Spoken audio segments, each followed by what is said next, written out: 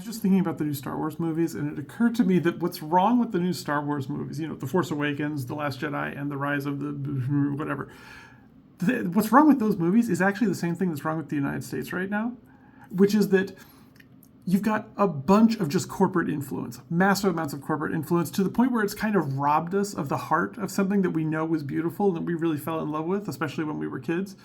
It's gotten it to the point where everybody seems to only care about the money. And even though there are actually people in the middle who are trying to do something good or do something better or improve things or take us in some kind of new, interesting direction or make room for more people or anything like that, it doesn't really work because there's not a lot of organization behind it. There's not a lot of planning. There's not a lot of support from the people who control the money.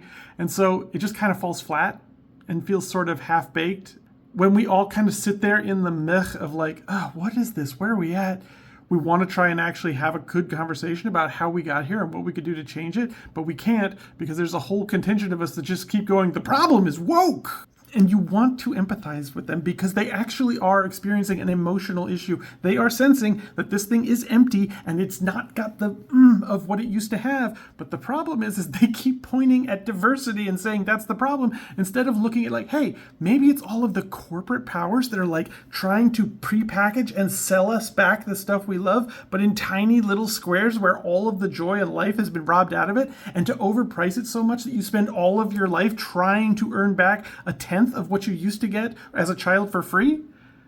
I don't know. It's just me.